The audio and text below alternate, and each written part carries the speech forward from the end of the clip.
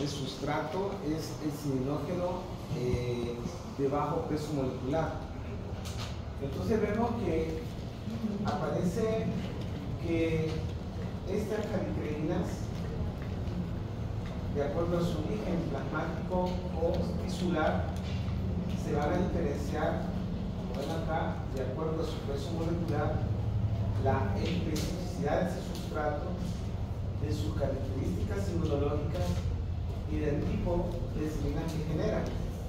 Entonces vemos lo que ya les he mencionado, que aparece un sistema de calicreínas plasmáticas que normalmente genera este peptido, que es la glicina, y aparece esta calicreína tisular, que como ven acá, tiene 29 Dalton, pertenece a la familia de las proteasas, y aquí aparecen los tejidos en donde podemos observar esta calicreína tisular. Aparece el riñón, el páncreas, las glándulas salivales, el cerebro, el tejido cardiovascular, el músculo esquelético, el leucocito, y como ven acá, el sustrato para esta calicreína tisular es el ciminógeno de bajo peso molecular. Y cuando actúa esta calicreína sobre este ciminógeno, va a generar este decapéptido que se llama calidina o libraicina. Entonces les comentaba que estas enzimas proteasas van a actuar entonces sobre sustratos que son ya sea tisulares o plasmáticos, generando estas que son las ciminas. Aquí podemos ver entonces lo que es la calidina o libraicina y la glycinina, que son estas que llamamos ciminas. Por eso el sistema se llama calicreínas ciminas, como ya he mencionado antes. Ahora, como ven acá en este sistema, normalmente estas enzimas que se llaman calicreínas se encuentran en el plasma de una forma inactiva. Aquí aparece como precaliquerina. Esta entonces es una forma inactiva de la enzima proteolítica que se llama calicreína. Entonces debe de existir algún mecanismo que haga que esta precaliquerina se convierta en calicreína. Y vamos a ver entonces que estas enzimas, como les mencionaba, con actividad proteolítica, tienen diferentes sustratos y dependiendo si es el tejido o dependiendo si es el plasma. Y aquí les decía, en el caso de estas enzimas, el sustrato va a ser el ciminógeno. Vemos que esta es una proteína plasmática, pertenece a la familia de las alfa-proteínas. Y vamos a ver entonces que esta calicreína va a actuar sobre cualquiera de estos ciminógenos de alto peso molecular o de bajo peso molecular, dependiendo si está a nivel del plasma o dependiendo si está a nivel de los tejidos, como ustedes ven ahí en esa diapositiva. Entonces aquí aparece lo que les acabo de decir, aparece así como un idioma que es fácilmente descifrable, pues, porque como ustedes ven acá aparecen estas proteínas del plasma que son las precalicreínas, y estas precalicreínas, como les mencionaba, se encuentran en una forma inactiva. Para que pasen de una forma inactiva a una forma activa, que son las calicreínas, que tienen una actividad proteolítica, debe existir un factor que normalmente lo active. Aquí les decía que en el plasma corresponde a la vía intrínseca de la coagulación. Y entonces vemos que en el plasma el sustrato de la calicreína va a ser el ciminógeno de alto peso molecular. En el caso de los tejidos va a ser el ciminógeno de bajo peso molecular.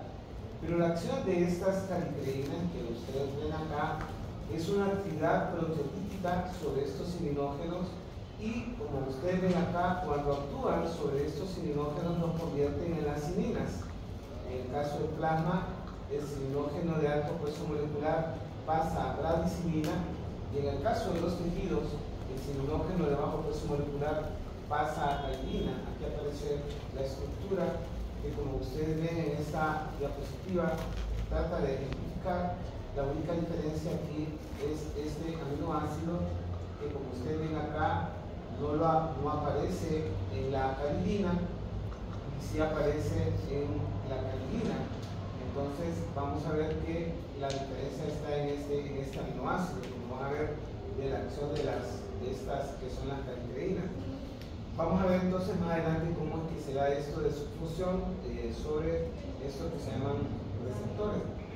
Aquí está lo que les mencionaba. Entonces la diferencia que hay entre la radicinina y lo que es la calidina es básicamente que la radicinina tiene arginina y en el caso de la calidina tiene lisina, pero si ustedes se fijan, la acción en este caso lítica de la calicreína es básicamente generando una proteólisis de este enlace peptídico en el caso de el plasma del tejido, aquí en la metionina, y en el caso de la radicinina, aquí justo entre la lisina y la arginina.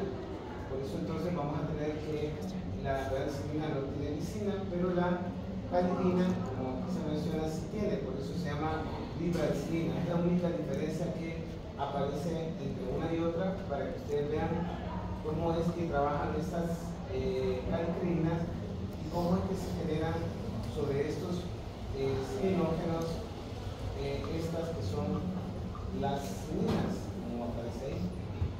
Ahora, veamos entonces este sistema de calicreínas del plasma. Como ya les mencioné, cuando vemos la parte del plasma, estos que son las precalicreínas tienen que ser activadas y normalmente la ruta que genera su activación para convertirse en calicreínas del plasma es la vía intrínseca de la población. De tal manera entonces que son, como ustedes recuerdan, el sistema intrínseco, que es el sistema de contacto del plasma, tiene varias proteínas en forma inactiva, pero cuando hablamos de la fase de contacto, les decía que el contacto del colágeno de las paredes de los vasos o la misma sangre, hablábamos en la clase de ayer, la sangre en contacto con cristales, les decía, los vidrios, da lugar a la fase de contacto que hace que el factor 12 pase a factor 12 activado.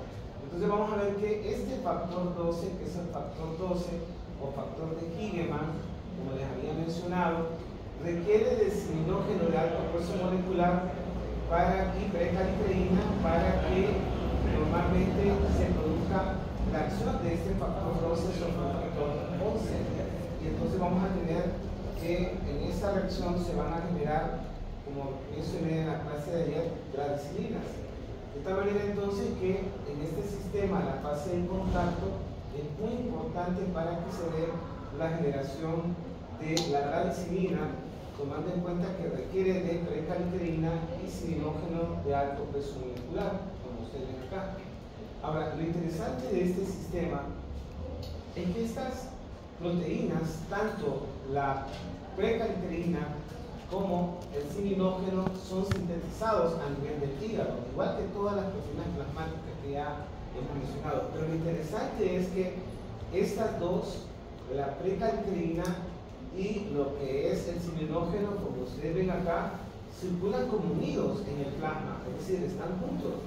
De tal manera que se mantienen inactivos, ¿verdad? Como precalicreína, pero normalmente está unido uno a uno en una forma geometría de uno a uno con el cininógeno de alto peso molecular. Es decir, que una vez que son sintetizados en el hígado, pasan al plasma y en el plasma pasan en una relación uno a uno la precalicreína con el cininógeno de alto peso molecular. Es decir, dos proteínas que van unidas y en esa relación uno a uno pasan al plasma, pero tiene que haber un factor para que haga que la precalicreína se active a calicreína y esta actúe sobre el cininógeno de alto peso molecular.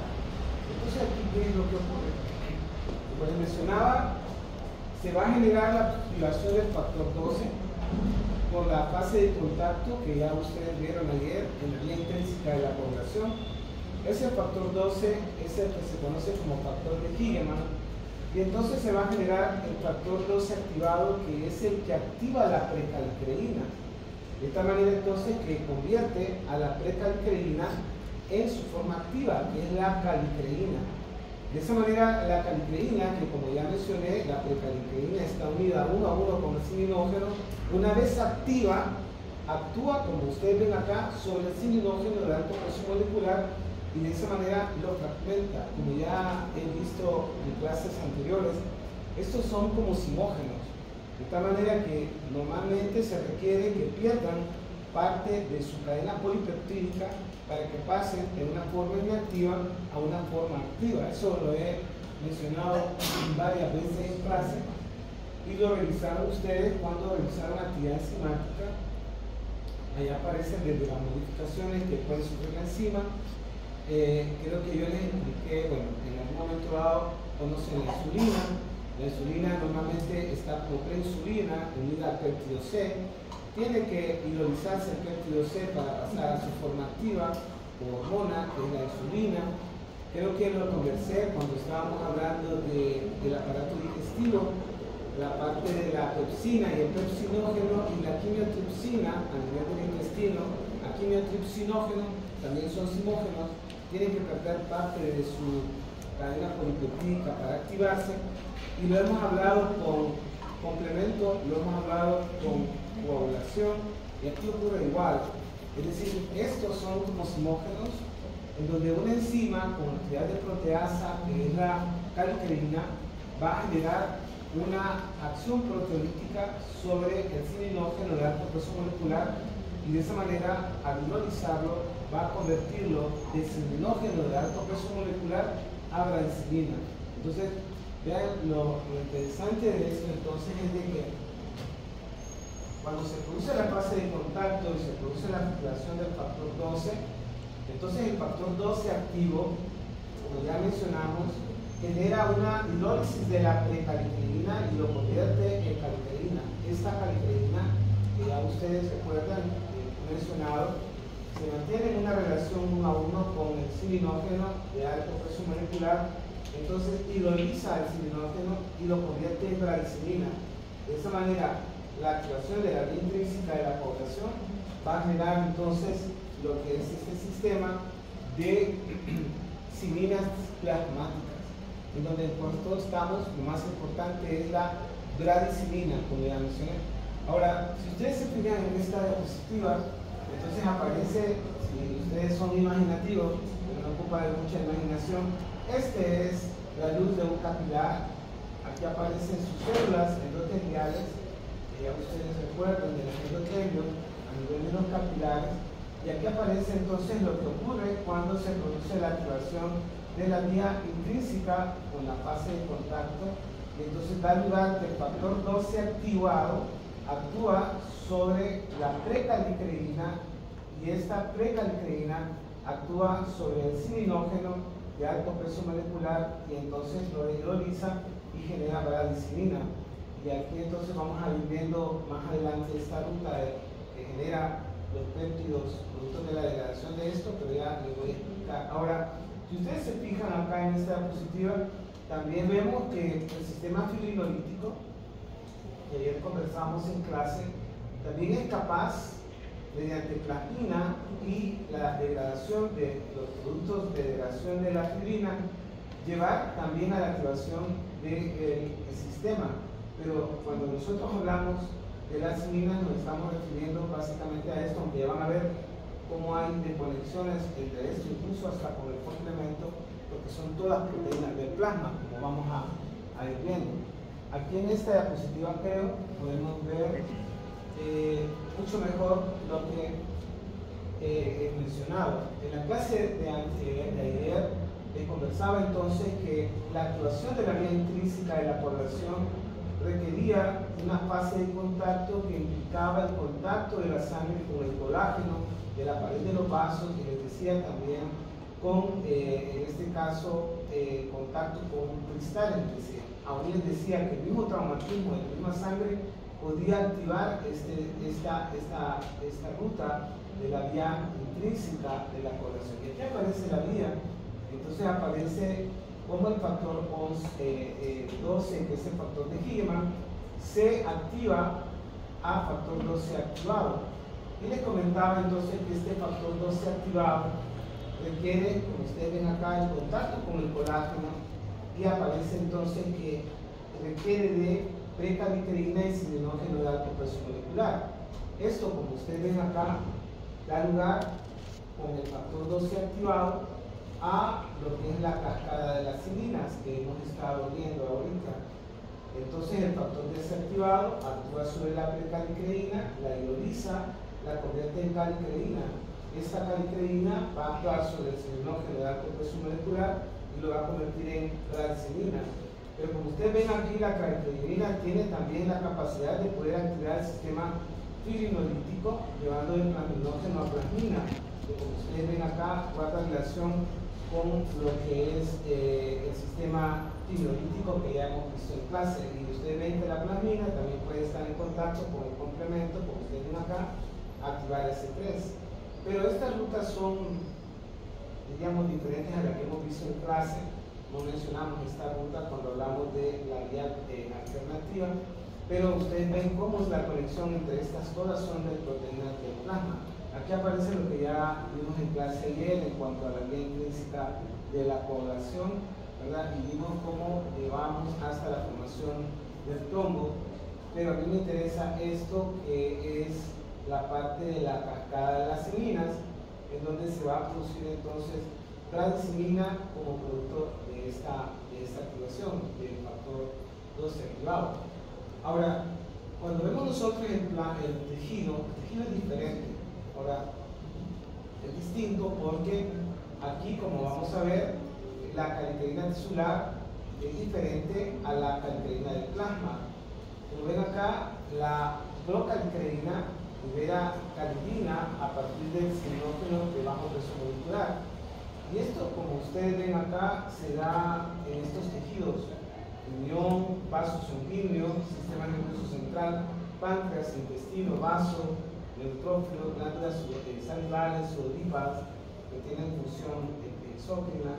Como vamos a ver entonces, esta es la función que tienen estos a nivel de los tejidos. Ya le van a entender cómo es que funcionan a medida que vayamos viendo esto. Ahora, ¿cómo actúan? Estas que son las cilinas. Una vez que se han producido las cilinas, como ustedes ven acá, actúan a nivel de sitios blancos, a nivel de receptores. Y aquí ustedes pueden ver que hay dos tipos de receptores para estas cilinas. Los primeros, que son más fáciles de explicar, son los constitutivos. Cuando hablamos de constitutivo, es lo doméstico, es lo que está presente de forma constitutiva. Y lo ven ustedes en la mayoría de las células, tejidos normales, que normalmente, como ustedes ven, funcionan mediante la interacción con la radicinina y la calidina. Pero como vamos a ver, estos receptores no funcionan con la presencia de los metabolitos de estas dos moléculas, como ustedes ven acá. Entonces, cuando nosotros vemos la acción de la radicinina y la calidina y vemos sus efectos sobre el receptor, vasodilatación, permeabilidad vascular, transporte electrogénico, estimulación de inclinaciones sensoriales, esto lo hacen a través de estos receptores que se llaman B2, no beta 2, sino B2. Ahora, hay otro tipo de receptores que, como vamos a ver, normalmente no están presentes a nivel de los tejidos, tienen que ser inducidos, por eso se llaman inducibles. De tal manera que estos receptores que son inducibles normalmente se presentan ante respuestas inflamatorias, casi siempre, como ustedes ven acá, mediadas por la presencia de interleuquinas, sobre todo esta, la interleuquina 1, que como vamos a ver, esta interleuquina 1 lo que hace es inducir en pocas horas de la inflamación la presencia de estos receptores llamados inducibles. Ahora, la característica de estos receptores es que sobre ellos no reaccionan a la presencia de la radicinina ni la calidina, sino que reaccionan ante la presencia de los metabolitos de estos dos. De tal manera entonces que responden a la desarginina-radicinina, y como vamos a ver, su respuesta es básicamente inflamatoria. Entonces, vean la importancia que tienen estas cilinas. Aquí lo vamos a ver en la inflamación, lo vamos a mencionar más adelante, y lo vamos a ver también en el dolor, la hiperalgesia y la respuesta inflamatoria de vasodilatación que vemos en el paciente cuando se induce, por ejemplo, en un traumatismo o un proceso infeccioso bacteriano, como ocurría en una celulitis, como ocurriría en una osteomielitis, ocurriría en un simple absceso o un acné, o lo que ven ustedes en un absceso peridentario o una lesión traumática en la boca. Esto lo que genera son estos receptores que van a responder a los metabolitos de lo que es las ciminas, y esto, como les mencioné, lo que hacen es responder a las ciminas, que vamos a ver entonces cómo es esta acción. Vean acá la diferencia entre estos que son los receptores B2 y los receptores B1. Este también aparece en otro idioma, pero es fácilmente de asimilar, como ustedes ven ahí. Entonces aparecen los ciminógenos, ¿verdad?, de alto y bajo peso molecular, y aparece lo que ya mencionamos, que son las serinas proteasas, que son las calicreínas, que normalmente actúan sobre estos ciminógenos, ya ustedes conocen. Entonces esto genera lo que llamamos las siminas, en este caso la bradicimina. Si ustedes se fijan, la bradicimina normalmente va a actuar sobre los receptores B2 y normalmente sus efectos van a ir dirigidos en el músculo vascular liso, el músculo liso vascular, a la vasodilatación, a nivel de los capilares, a nivel de los tejidos, el aumento de la permeabilidad vascular. Y como ustedes ven acá, esta molécula es una molécula antiagregante plaquetario, o sea, reduce la agregación plaquetaria. Entonces, como ustedes ven acá, es un efecto antiagregatorio. Ahora aquí, cuando vemos nosotros los productos de la agregación, que lo vamos a ver, actúan sobre los B1 y los efectos son diferentes. El dolor, la formación de nuevos vasos, la proliferación del tejido muscular, tiene que ver con lo que estos receptores que son inducibles, que son el B1. Ahora, cuando nosotros vemos entonces cuál es la acción que tienen estas ciminas, vemos aquí prácticamente se ven en 4 aspectos de la economía y que son importantes, y aquí es donde probablemente les parezca interesante esto de la clase, porque ustedes se fijan, tiene una acción cardiovascular, tiene una acción a nivel renal. Ya probablemente han entendido ustedes con respecto a la clase que son moléculas importantes a nivel del dolor, la hipertensión y la inflamación, y como ya mencionamos, la hipertensión juega un papel importante en estas moléculas que son las ciminas y sus derivados, que son productos de su degradación, que ya vamos a ver cómo es eso. Entonces veamos en el sistema cardiovascular. Entonces, en el sistema cardiovascular, como ya mencioné, su efecto es vasodilatador. Si ustedes se fijan, el efecto que tienen estas ciminas, sobre todo la bradicimina, su efecto es 10 veces superior a la histamina en cuanto a la vasodilatación. Y vean que la vasodilatación es mediada sobre todo por receptores B2 a nivel del músculo esquelético, renal, cutáneo, a nivel del lecho esplácnico en la coronaria y a nivel cerebral. Aunque, como ustedes ven acá, algunos efectos de metabolitos pueden producir contracción mediado por receptores B1. Pero además de tener un efecto vasodilatador por sí mismo, las ciminas tienen la capacidad de generar liberación de histamina por el mastocito. Ya ustedes saben que la histamina guarda relación con todos los fenómenos inflamatorios de las alergias. Ya ustedes vieron la vasodilatación, el prurito, el aumento de la permeabilidad vascular, tiene que ver con lo que es la histamina. Y aumenta la permeabilidad vascular, y como ustedes ven acá, induce vasodilatación y al mismo tiempo libera óxido nítrico, y al mismo tiempo la prostaglandina, que ya ustedes conocen como prostaglandina, que es el efecto vasodilatador. Entonces veamos cuál es la importancia que tiene este sistema desde un punto de vista cardiovascular. Para eso probablemente se les haga fácil ver este sistema, porque ya ustedes vieron el sistema de adrenina-angiotensina-aldosterona. Aquí en este sistema, les presento el sistema de adrenina-angiotensina-aldosterona, que ya ustedes conocen, ya ustedes saben que a nivel renal se produce en el aparato yuxtamolecular la adrenina, que tiene un efecto sobre el angiotensinógeno, produciendo angiotensina 1. Esto viaja a nivel pulmonar, ahí está a nivel del sistema cardiovascular, y no solo ahí, sino que en otros capilares, la ECA, que ya ustedes van a ver la importancia de la ECA, la enzima convertidora de angiotensina, convierte la angiotensina 1 a 2, y esta molécula súper dañina, esta molécula es súper dañina. Ustedes solo la vieron como vasodilatación de la arteria adherente, aumento de la permeabilidad, retención de sodio y agua, aumento de la producción de aldosterona, pero tiene un montón de funciones dañinas esta molécula. Pero quiero que vean qué efectos tiene. El vasopresor es un efecto vasopresor y al mismo tiempo es un efecto, como ustedes ven acá, antinatriurético, es decir, reduce la excreción de sodio porque la molécula por sí misma reduce sodio y agua, pero al mismo tiempo aumenta la acción de la aldosterona, libera aldosterona y también retiene el sodio y agua. Y entonces, como ustedes ven acá, esta molécula tiene a nivel cardiovascular un efecto perjudicial. Ustedes se fijan, genera hipertensión arterial, genera sobrecarga del sistema cardiovascular y genera al mismo tiempo, por los efectos que tiene a nivel del sistema de remodelación de tejidos, en este caso remodelamiento de lo que es el aparato cardiovascular. Entonces este sistema, como ustedes ven acá, es un sistema noble para el aparato cardiovascular, pero quiero mostrarles el sistema disciplinario de la insulina.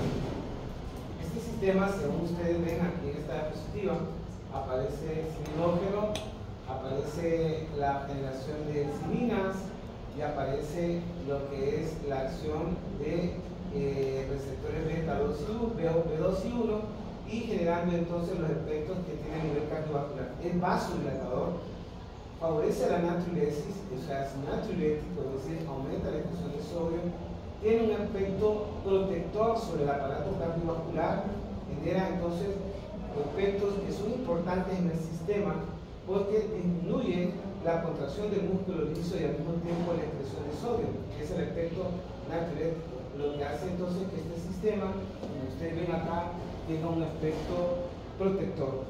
Ustedes se fijan en esta balanza, entonces, cuando se inclina sobre esto, es cuando ustedes ven la hipertensión arterial, y normalmente vemos el efecto que tienen las insulinas sobre el sistema cardiovascular, que como ustedes ven acá es básicamente un sistema cardioprotector. Este sistema que ya vieron en renal es un sistema dañino para el aparato cardiovascular, como les mencionaba, genera hipertensión arterial, modelamiento cardiovascular y como les decía, tiene un efecto importante sobre varios factores de crecimiento para la formación de colágeno y lo que es el remodelamiento de los vasos. Este sistema es malo. Cuando vean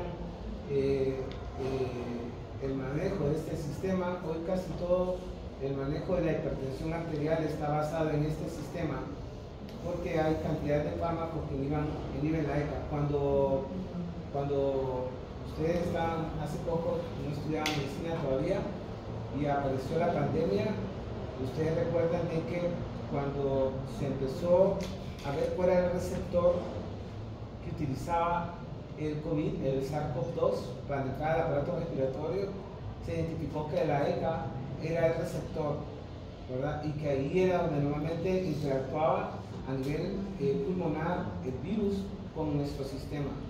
De ahí se llegó a postular entonces que dado que el niño tiene menor cantidad de ECA que el adulto, la respuesta broncopulmonar del coronavirus para el niño es mucho menos. Además que, como van a ver ustedes, la parte de inmunidad natural relativa del niño es mucho más eficiente que la del adulto, hace entonces que el niño presente formas menos graves que lo que ven ustedes en el adulto. Pero la ECA es, como les decía, interesante esta enzima. Ya van a ver por qué resulta interesante para este sistema. Ya lo van a ver. Ok, ¿qué acciones tiene este sistema sobre el riñón? Si ustedes ven aquí, la característica de este receptor a nivel del riñón B2 generalmente tiene un efecto vasodilatador a nivel de la circulación renal. Si ustedes van a ver el riñón, van a ver la arteriola aferente, ¿verdad? Que al mismo tiempo tiene, como ustedes ven acá, un aumento del transporte de sodio a nivel de los túbulos colectores, es decir, aumenta la excreción. De esta manera entonces vamos a tener mayor secreción de cloruro de sodio, lo que favorece lo que denominamos natriuresis. Natriuresis significa aumento en la excreción de sodio a nivel celular. Entonces, este efecto de natriuresis, como probablemente ustedes ya lo han de haber concluido cuando hablaron de presión arterial, ustedes vieron como el aumento del sodio del agua podía generar aumento del intravascular y eso generar hipertensión arterial.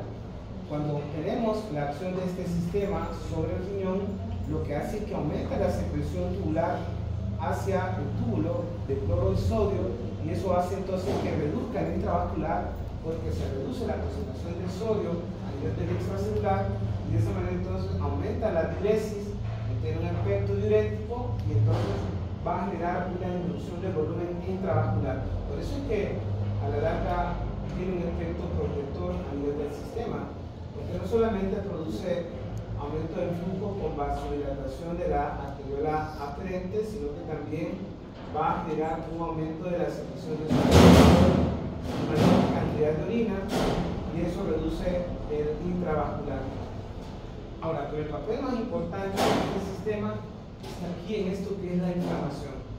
Entonces recuerden, el sistema tiene relevancia porque aparentemente en los tejidos normalmente las terminaciones nerviosas responden en forma directa a este sistema de insulinas.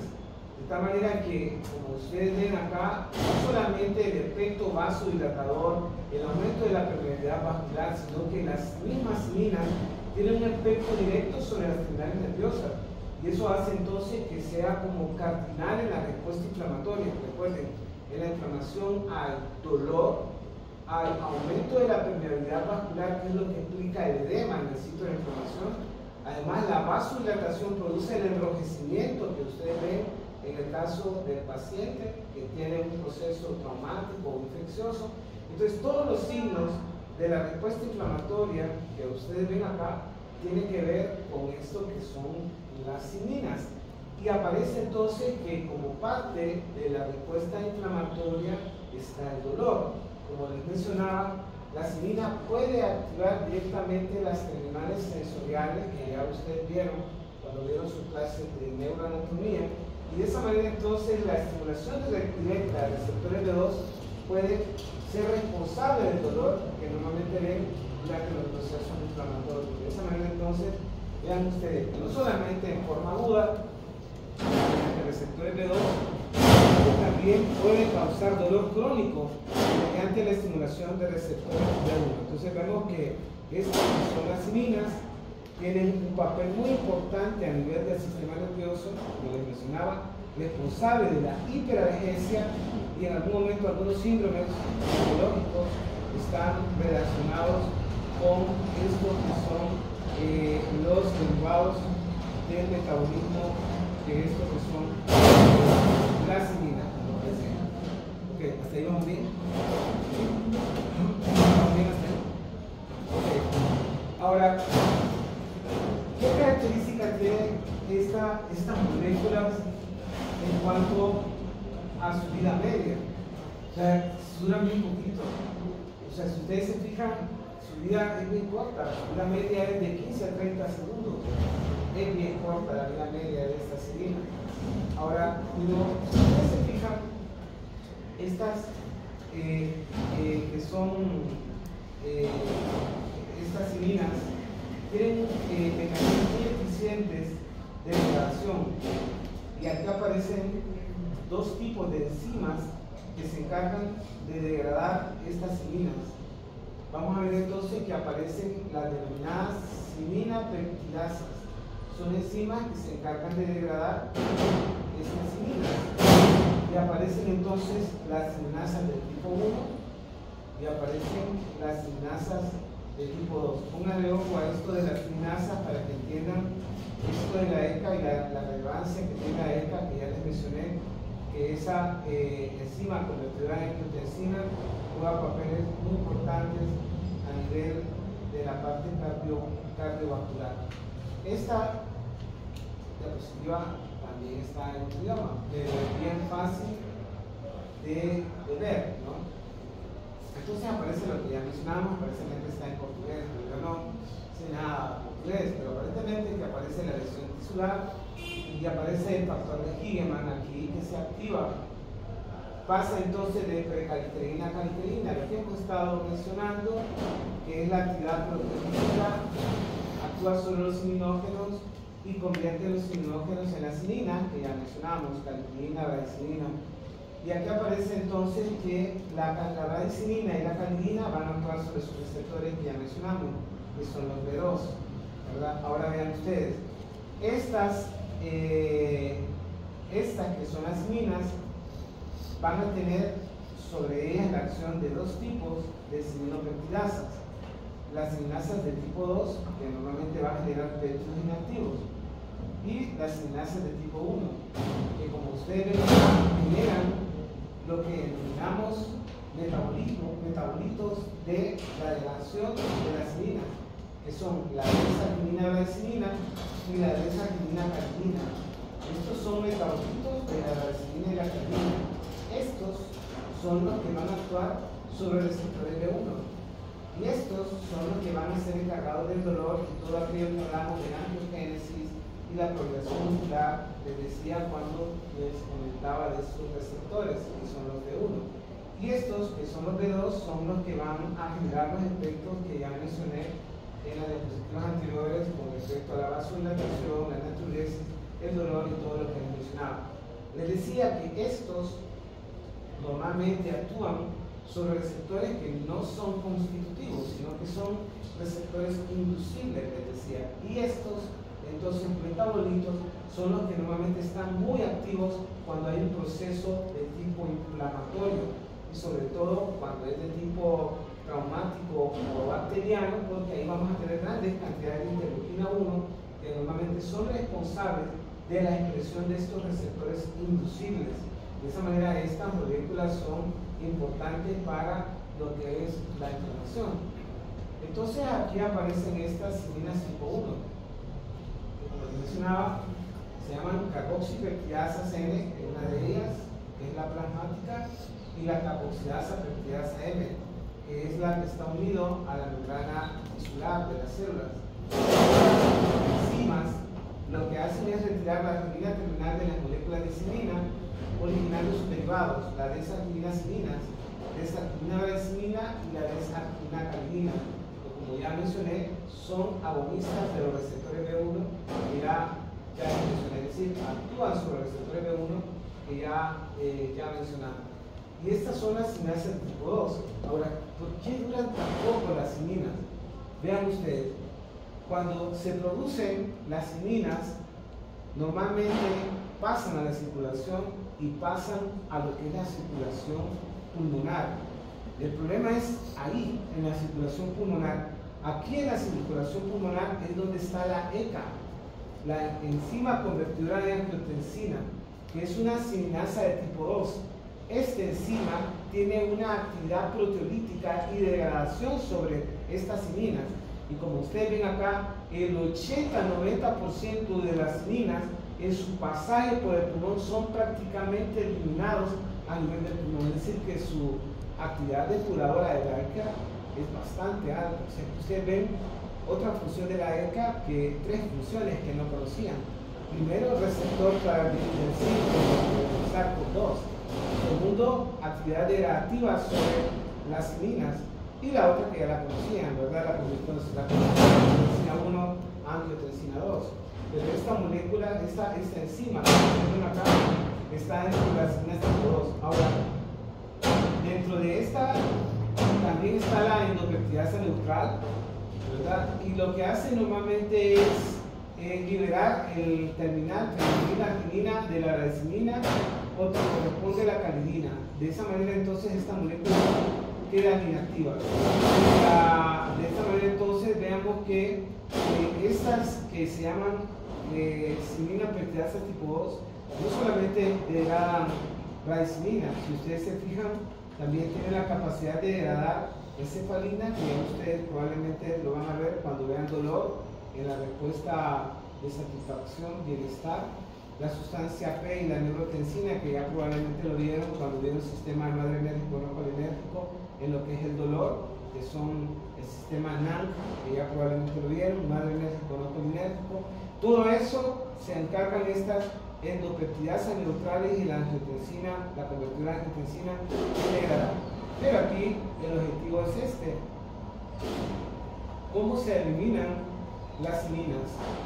En este caso, si ustedes se fijan, entonces este es mi sistema de eliminación a nivel pulmonar, es muy activo, dado que ahí se encuentra la ECA, y la ECA, como ustedes ven acá, prácticamente destruye casi todas las sininas en un solo paso por el pulmón, tal como aparece en esta diapositiva. Entonces aquí aparece lo que les mencionaba, esta enzima, que es la ECA, y aparece como hace, pero es siglas en inglés al revés, enzima convertidora de angiotensina. Se encarga de degradar la radicinina, como ustedes ven acá, y vamos a ver entonces que al degradarla va a generar sus, les decía, productos inactivos. Y aquí aparece cómo la radicinina y sus metabolitos pueden causar, les decía, sus diferentes efectos a nivel del receptor, les decía, vasodilatación, producción de óxido nítrico, producción de prostaciclinas, producción de natriuresis. Y aquí aparece el otro sistema que ya ustedes vieron en su clase de renal, solo para comparar, y la, diríamos, relación que tiene la ECA con lo que son el sistema de renina, angiotensina y aldosterona, por lo que ya ustedes saben, este sistema tiene sodio y agua, hay vasoconstrictor, vasopresor, como les mencionaba, y tiene un efecto del deterioro del aparato cardiovascular. Este no, su efecto es básicamente protector, como ya lo mencioné. Bueno, con eso entonces les decía, la clase es como rápida, pero es interesante la clase porque normalmente uno ve dolor y uno ve que existe el dolor, ¿verdad? Y uno lo trata y ve que hay fármacos para manejar el dolor, pero hay cantidad de neurotransmisores y mediadores que están involucrados en el dolor, en este caso la hiperalgesia y lo que es la inflamación. Entonces vemos que este sistema de citocinas guarda un papel muy importante en lo que es la inflamación. Y cuando ustedes ven inflamación, ven la bradicinina. Pero si ustedes se fijan ahí, la bradicinina no solamente actúa en el dolor que ustedes ven de un trauma o inflamación, si ustedes se fijaron, tiene la capacidad de producir la liberación de mediadores del mastocito, sobre todo histamina. Y entonces la histamina también tiene un efecto inflamatorio que tiene que ver con la alergia y las reacciones de hipersensibilidad tipo 1, que es mediada por IgE. Entonces ahí tenemos también que hay una amplificación de la respuesta de tipo inflamatoria alérgica. Y lo otro, como ustedes vieron ahí, uno se pregunta ¿por qué requiere, una vez que el factor 12 se activa, de precalicreína y sininógeno molecular? ¿Y por qué produce radicinina si más bien el efecto debería ser el contrario? Producir sistema vasoconstrictor genera un sistema vasodilatador. Pero es que porque la radicinina tiene un efecto de antiagregación plaquetaria. Desde ahí comienza a regularse la respuesta que va a dar el sistema a un traumatismo de un vaso. Como ayer comentábamos, todo es regulado, ¿verdad? Todo es como controlado. Ayer les decía eso cuando hablamos de mecanismos de regulación, y les decía que todo era regulado, sobre todo en el sitio donde se va a dar un traumatismo. Bueno, con eso entonces, ¿tienen alguna pregunta? ¿La ECA de dónde dijo que era receptor? Bueno, la enzima convertidora de angiotensina probablemente lo vieron hace poco en sus clases de hemodinamia. La ECA forma parte del sistema renina-angiotensina-aldosterona y principalmente su alta proporción está a nivel de los capilares pulmonares. Ahí es donde estamos en mayor concentración, a nivel pulmonar, alveolo capilar, ahí es donde están, pero hay en todos los tejidos hay, pero ahí es donde están en su mayor concentración, a nivel de la circulación pulmonar. Por eso cuando uno ubica la ECA, casi siempre lo ubica en el pulmón. Entonces dice, no, el pulmón, ahí es donde más hay ECA. Y de hecho, como les decía, cuando se empezaron a dar las teorías del receptor del SARS-CoV-2, ahí es donde se ubicó, en la ECA. Y explicaron por qué era más frecuente la SARS-CoV-2 en adultos que en el niño. Y definitivamente los casos más graves de SARS-CoV-2 estuvieron en la población adulta. Hoy en día, ustedes ven, siguen siendo más graves en la población adulta que en el niño, ¿verdad? Una de las explicaciones es eso. La menor cantidad de ECA en el niño, ¿verdad?, que lo que ustedes ven en el adulto. O sea, el niño tiene menor cantidad de esa enzima a nivel del sistema alveolo capilar que lo que tiene el adulto. Estamos, ¿sí? Para que recuerden, la ECA tiene esas funciones y no olviden, pues, la ECA hoy en día es un sitio blanco de la acción de muchos fármacos antihipertensivos. Todos los antihipertensivos hoy en día van buscando inhibir la ECA, por lo que ya ustedes vieron el efecto vasopresor que tiene la angiotensina 2. Esa molécula es mala. Ahí la van a ver cuando vean cardiovascular, y es una capacidad de generar tejido fibroso tremenda la ECA, al mismo tiempo por la angiotensina 2, por la angiotensina 2. Entonces, en teoría, al inhibir la ECA deberíamos de reducir el remodelamiento vascular. Entonces, todos los manejos que hoy en día van dirigidos a inhibir la ECA para que no se produzca angiotensina 2 y no se genere el daño crónico que genera la angiotensina 2. Esto del remodelamiento vascular, como les decía, es un problema porque normalmente asúmese que este es la pared de un capilar, ¿okay? Y a medida que aumenta un flujo sanguíneo aquí a nivel de un capilar, este es el capilar, a medida que va aumentando las paredes que normalmente están en el endotelio, y luego aparece la parte extracelular, y luego aparece el músculo liso, se va hipertrofiando. Lo que está afuera se va hipertrofiando. Entre más flujo, más hipertrofia afuera, porque es el flujo el que va a generar los cambios de mitogénesis o aumento del músculo afuera. Pero la angiotensina 2 acelera eso, aumenta no solamente la angiogénesis, sino que también genera aumento de la fibra masa muscular y al mismo tiempo genera ese detalle que es el colágeno tipo 4, que lo vamos a ver mañana cuando veamos el colágeno en la membrana basales de los vasos. Ese es el que aumenta, y al aumentar entonces se produce como que ustedes pusieran en una pared o en un pedazo de papel un pedazo de engrudo, y lo hicieran engrudo y lo dejan secar.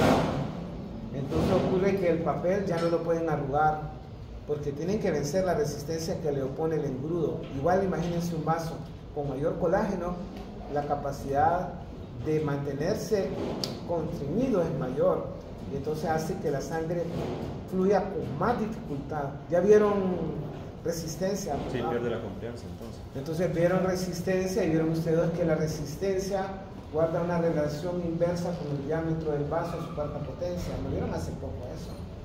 De tal manera que si un vaso se reduce su diámetro y se obstruye, la resistencia al flujo es mayor. Y entonces la sangre circula con más dificultad. Pero en ese vaso de donde hay obstrucción, ustedes vieron el P1 y el P2, ¿verdad? La diferencia de presiones. Las presiones van a ser más altas. Y entonces eso lo ven fácil. En casa lo ven. Agarren una manguera, ¿ok? Y ábranla y pongan su dedo en la manguera, ¿sí? Y van a ver ustedes cómo sale la presión fuerte. Incluso el chorro llega lejos, pero si ustedes lo sacan, llega ahí nomás. Entonces es por diferencia de presiones. Ahora, pero si ustedes lo tapan, ven como al taparlo, la presión se va retrógradamente hacia atrás. De tal manera que cuando lo tapan, comienza a gotear el grifo allá atrás. ¿Se han fijado, no? ¿Por qué? Porque la presión del flujo hace que la presión se vaya en forma directa o retrógradamente hacia atrás. Y eso es lo que ocurre en el hipertenso. Porque el hipertenso normalmente contrae el ventrículo izquierdo con una resistencia mayor hacia la aorta.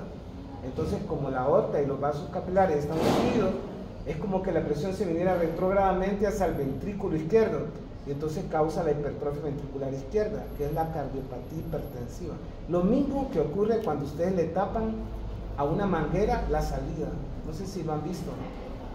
Tápenle la manguera a la salida y van a ver cómo la presión aquí se va a traducir en forma retrógrada hacia atrás. Es lo mismo que ocurre en el hipertenso con la cardiopatía hipertensiva. Es lo mismo que ocurre, como les mencionaba, el remodelamiento que causa la angiotensina 2 en los vasos. Es la misma cosa.